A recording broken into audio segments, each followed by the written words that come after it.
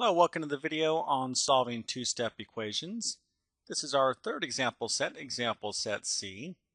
And if you're able to do the previous example set problems and of course understood the lesson, then this is really going to be pretty easy because it's going to be the same thing. Basically taking the same two steps to solve these equations. Now, in this particular group of problems, we're going to be working with decimals, so obviously you're going to want to have a calculator, but it's not going to change the steps we're going to take.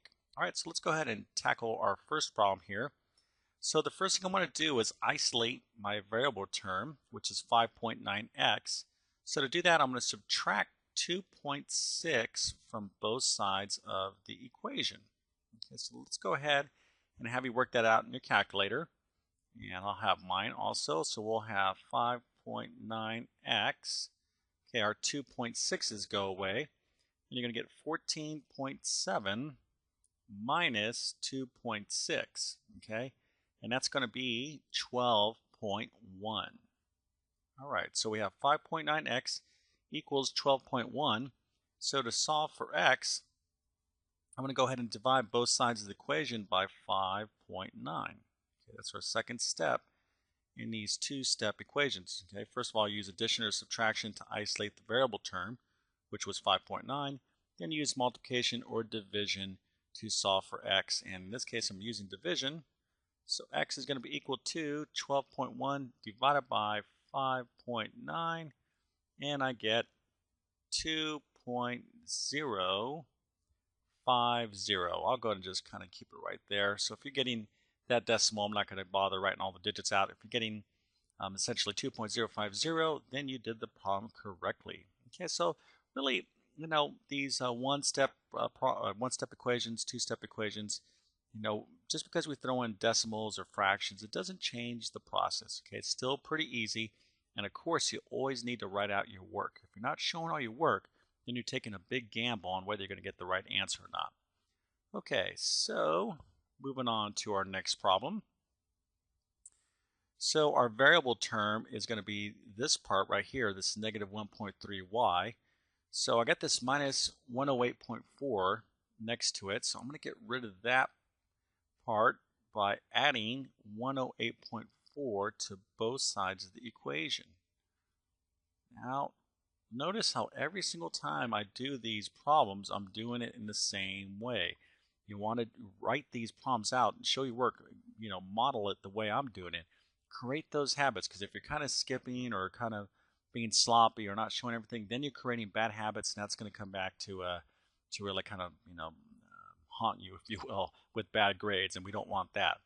All right, so we got negative 1.3y minus 108.4 equals 0.105. So I'm going to add this 108.4 to both sides of the equation, and it gives me negative 1.3y equals, I guess the 108.4's go away.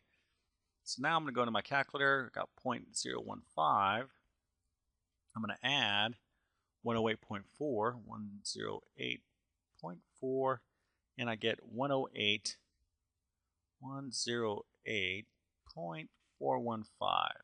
Okay, so this is where we're at now. We took our first step, so our second step is going to be solving for y by dividing both sides of the equation by this negative 1.3. Okay, now after I do that, or after we do that, rather, we will get the solution. Okay, so 108.415 divided by negative 1.3, excuse me, is going to be equal to a negative 83.396, let's call it 396. All right, and I didn't tell you how many digits to round off to, so that's fine. I just want to give you enough to make sure that, in fact, you're getting the same answer as I'm getting.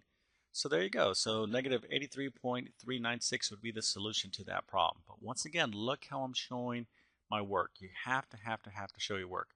Matter of fact, I know if you were actually turning in your work to me, or most good math teachers out there, if you didn't show your work, it was like, I would start taking points off, because then I'm kind of wondering, how did you get your answer? If I can't show my work, or rather, if I need to show my work to get my answer, then I would expect you to have to show your work to get your answer. Okay, so show your work, create those good habits. Okay, moving on to our next problem. So in this case, or this equation, 0.3z is our variable term. So we're going to subtract 0.00715 from both sides of the equation. Now another thing I want to mention here is give yourself enough room to work. Okay, so I'm giving myself plenty of room here because I just don't want to be constrained, and I don't want to like force myself to write very small because I'm trying to save space in my paper with all these negative and decimal signs. It's so easy to make a mistake when you have a lot of things going on at once. So give yourself enough room. All right, so when I subtract this negative 0.00715 from both sides, I'm going to get 0.3z equals, so now in my calculator I'm going to have to go negative 401 plus a negative 0.00715. Now you can just say, if you don't want to deal with the negative signs in your calculator, you can just simply go, because we know we're going to be adding these up and it's going to be negative, so you can just add these up and keep the negative sign. So as long as you understand your positive negative number rules, then you're going to be fine. Okay, so 401 plus 0.00715 equals negative 401.00715. Let's call it. Let's write everything out. Okay, so, whoops. Nope, I'm sorry. I thought I made a mistake, but I didn't. Okay, so like I said, I'm very, for lack of a better word, paranoid when I'm doing math. I'm like, oh, always thinking, did I do a mistake? Because I know I'm capable of making a mistake. No one's perfect. Not even, no math teacher, no one is perfect. So you're always on a lookout for yourself. You have to be checking yourself, whether you're making these errors. So let's see here, negative 401.00715. Okay, so that looks good to me. So now to solve for z, I simply have to divide both sides of the equation by this 0.3. Okay. So some of you might be out there saying, yeah, you know what, I know how to do this. I just go real fast, and that's great. But I've been doing this for many years. I mean, by the time I'm making this video, like say on the order of 30 years. And, math is a language. It's people are going to misspell a word from time to time, or misplace the comma from time to time, or add two numbers together wrongly. That's just human nature. So if you know how to check yourself as you go, you can, minimize your mistakes, down to a very, very, very small percentage. And that's the goal. All right, so let's get this solution here. Z equals negative 401.00715 divided by 0.3.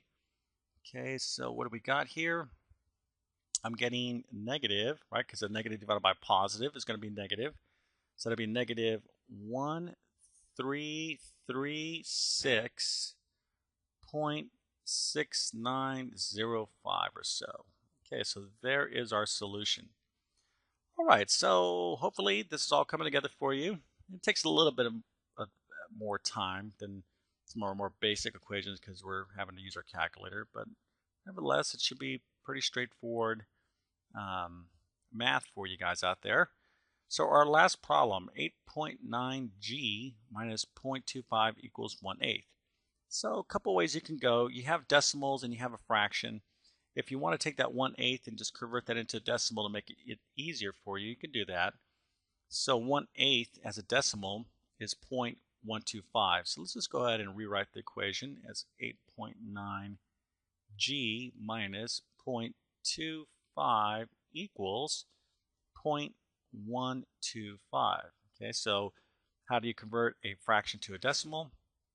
You simply divide the numerator by the denominator, and you have the decimal version of that fraction. Okay, so now let's isolate this variable term here. I'm going to add 0.25 to both sides of the equation, and I get 8.9g equals 0.125 plus 0.25 is going to be equal to, hold on here, 0.125 plus 0.25 is equal to 0.375. All right. So we have 8.9g equals to 0.375. So to solve for g, I got to divide both sides of the equation by 8.9. Okay. So g is going to be equal to 0.375 divided by 8.9, and I get 0.04213 or so, let's call it. And that's it. Okay, so if you're able to get all these problems right along with the other ones, then you know what, that's a good thing. You're doing really, really well. You have a lot to be proud of, because after two-step equations is going to become, or is going to, you're going to be facing multi-step equations, and it's just really going to be more of the same. It's just good, you're just adding in additional steps, but each individual step is an inverse operation. Okay, like here we added 0.25 to both sides. Here we divided both sides of the equation by 8.9, and that's that core concept that we learned about when we were studying one-step equations, inverse operations, and that's the key to solving any equation in algebra. All right, so keep working hard. We'll see you soon.